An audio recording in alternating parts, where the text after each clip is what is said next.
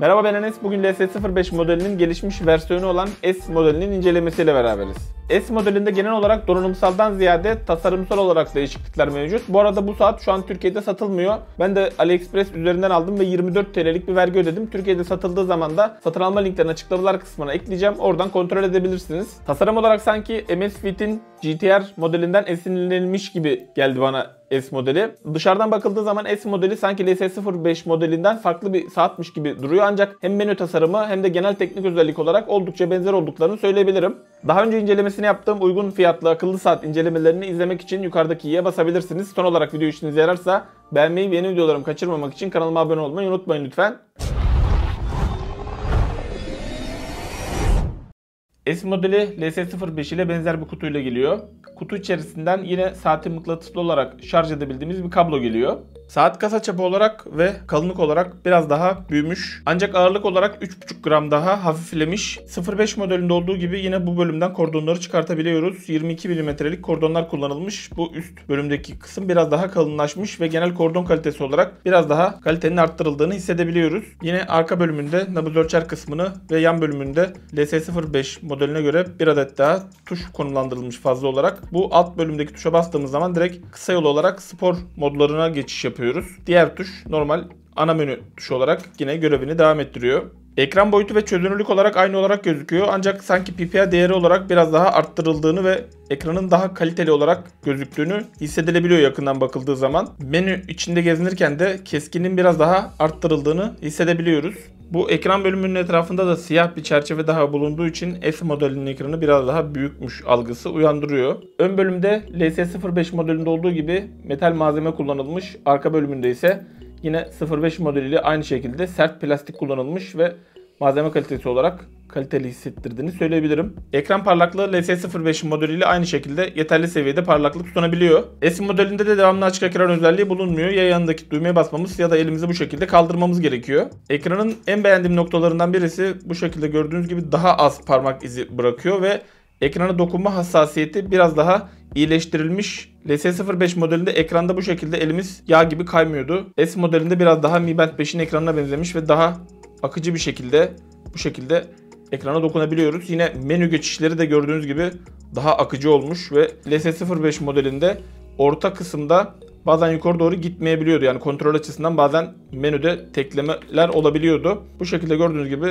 S modelinde bu problem giderilmiş ve menüler daha akıcı bir şekilde menüler arasında geçiş yapabiliyoruz. Saatin bu kısımları yukarı doğru bu şekilde kıvrımlı olduğu için kolda oldukça konforlu hissettirdiğini söyleyebilirim. Evet, genel bir teknik özellik tablosuna baktığımız zaman çok aralarında bir farklılık olmadığını görüyoruz. 3,5 gram hafiflemiş S modeli ve bunun da bataryadan gittiğini rahat bir şekilde görebiliyoruz. Bu S modelini ben yaklaşık olarak 10 gündür aktif olarak kullanıyorum. 5 günde gece yatarken kullandım. 24 saat nabız ölçümü açık ve şu an %17'lik bir şarjım kaldı. Yani genel olarak bataryası bir miktar daha düştü de yine ortalama kullanımda 10 gün ile 2 hafta arasında bir kullanım imkanı elde edebiliyoruz S modelinden. Yine sensör olarak herhangi bir iyileştirme yapılmamış ve spor modu olarak da birebir 12 adet aynı spor modları bulunuyor S modelinde. Yine saatteki fonksiyon olarak da burada gördüğünüz gibi S modeliyle LS05 modelinin birebir aynı olduğunu görüyoruz. Spor yaparken de sporun çeşidine göre adım, kilometre ve yakılan kalori bilgisini de alabiliyoruz yine LS05 modelinden. Yine spor yaparken ekstra müzik kontrol kısmına erişemiyoruz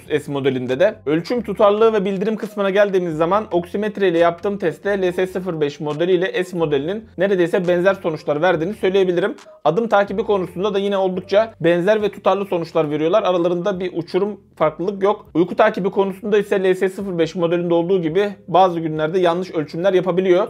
Özellikle yataktan kalktıktan sonra bir yerde sabit olarak oturduğunuz zaman bilgisayarın başında veya kitap okuma gibi bu oturduğunuz süreyi de uyku olarak algılayabiliyor saat. Yani 05 modeli de uyku takibi konusunda çok başarılı değildi. Maalesef S modelinde de aynı durum geçerli. Bildirim okuma olarak S modelinde 29 karakter daha fazla gösterebiliyor mesajları tek seferde okurken. Yine Türkçe karakter desteği de bulunuyor. Bazı aralarda aynı S modelinde olduğu gibi boşluklar olabiliyor ancak genel okuma olarak oldukça rahat bir şekilde okunabiliyor ekranından mesajlar. Bildirim kaçırma gibi veya bildirimleri alamama gibi de bir sorunla karşılaşmadım. Hem iOS hem de Android bir telefonda test ettiğim zaman. Yine LS05 modelinde olduğu gibi 3. parti uygulamalardan da bildirimleri alabiliyoruz. Bağlantı konusunda ise bazı durumlarda bağlanmama durumu oldu ancak çoğunlukla aynı odada olduğum zaman veya gidip geldiğim zaman tekrar bağlandı. Bağlanamadığı durumlarda da telefondan akıllı saatin uygulamasını açtığım zaman otomatikman bağlandı. S modeli de LS05 modelinde olduğu gibi bildirimlerini bize titreşimle veriyor ve titreşim seviyesi yeterli seviyede.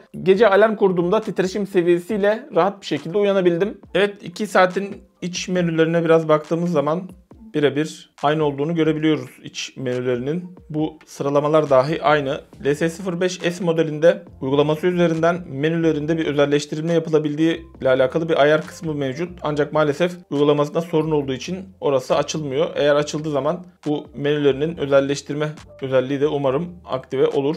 Ve bildirimle alakalı da bir kısa yolu ana ekrana ekleme özelliği gelir. Bu şekilde gördüğünüz gibi yine yukarıdan aşağı çektiğimiz zaman burada kısa yolları görüyoruz. Aslında çok kullanışsız bir menüsü yok. Gayet kullanışlı. Benim burada tek eleştireceğim nokta bildirimle alakalı bir kısa yolun bulunmaması. Bu şekilde uzun bir işlem sonrası bildirimlere ulaşabilmemiz. Yine S modelinde de parmağımızı bu şekilde uzun tuttuğumuz zaman buradan direkt temalar arasında geçiş yapabiliyoruz. Kendi içerisinde hazır 5 adet tema bulunuyor. Bir tane de bu şekilde özel resmimizi koyabiliyoruz. Yine uygulaması üzerinden farklı temalarda yükleyebiliyorsunuz.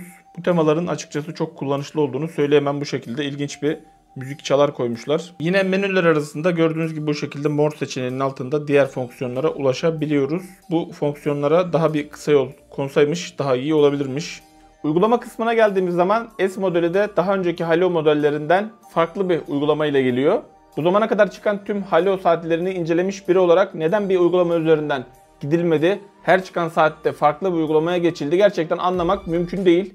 Ağam eğlenir benimle. Ne eğlenmez lan? Uygulama hem Android'de hem de iOS'ta Türkçe bir üyelik alarak uygulamayı açmamız gerekiyor. Genel olarak saatin tüm ayarlarını yapabiliyoruz bu uygulama üzerinden. LS05'ten farklı olarak Android uygulamasında menü sıralaması kısmı da bulunuyor. Ancak ben girdiğimde açılmadı. Bununla alakalı yazılımsal bir sorun var sanırım. Saatin menü sıralamasını da bu menü eğer aktif olursa değiştirebiliyoruz. Bu güzel bir özellik. Yine bu Halo Fan uygulamasını iOS'ta kullanırken özel resim koyma kısmı açılmıyor. Saatin özelliklerinde değiştirilebilir tema özelliğinden bahsedilmiş. Ancak hem Android hem de iOS bir telefonda test ettiğim zaman bu özelleştirebilir tema kısmı açılmadı. Yabancı incelemelere baktığımda açılan kişilerin de 12 adet farklı temayla saati kullanabildiklerini gördüm. Yani çok fazla bir tema seçeneği bulunmuyor. Umarım LS05 modelinde olduğu gibi bir sene sonra gelmez güncelleme ve kısa süre içerisinde bu sorun da giderilir. Uygulama üzerinden sağlık verilerimizin takibini yapabiliyoruz. Uyku, nabız ve adım gibi. Ancak hem iOS hem de Android telefonda test ettiğim zaman uyku verilerini saat üzerinde görebiliyorken uygulama üzerine aktarılamadı ve veri senkronizasyonu yazıyor ekranda ve bu ekranda kalıyor maalesef. Yani uygulamada ciddi bir problem var gibi gözüküyor. Evet, fiyat ve sonuç kısmına geldiğimiz zaman S modeli LS05 modelinin biraz daha makyajlanmış versiyonu gibi olmuş. Yani tasarım açısından ve malzeme kalitesi açısından bir üst sınıfa taşımış Halo markası saati. Bu konuda olumsuz söyleyebilecek çok fazla bir durum yok. Ancak LS05'in ilk çıktığı gibi S modeli de yazılımsal eksikliklerle gelen bir saat olmuş. Umarım LS05 modelindeki gibi güncelleme bir sene sonra gelmez. Saatin eksiklikleri yazılımsal olduğu için umarım en kısa süre içerisinde bu sorunlar gider ve fiyat performans olarak oldukça başarılı bir saat olacağına inanıyorum S modelinin. Tabii ki yazılımsal güncellemenin gelmesi şart. Halo serisi elimizi ve cebimizi yormayan fiyat performans saatleri üretiyor. Umarım bu bahsettiğim yazılımsal sorunlar da en kısa süre içerisinde gider ve LS05 S modeli de fiyat performans olarak oldukça iyi bir noktaya gelir. Saatin satın alma linkine açıklamalar kısmından ulaşabilirsiniz. Yine daha önce incelemesini yaptığım akıllı saatleri izlemek için yukarıdaki i'ye basabilirsiniz. İndirim fırsat ve kuponları paylaştığım Telegram kanalıma buradan katılabilirsiniz. Video işinize yaradıysa beğenmeyi ve yeni videolarımı kaçırmamak için kanalıma abone olup zil butonuna basmayı unutmayın. Bir sonraki videoda görüşmek üzere. Hoşçakalın. Kendinize iyi bakın.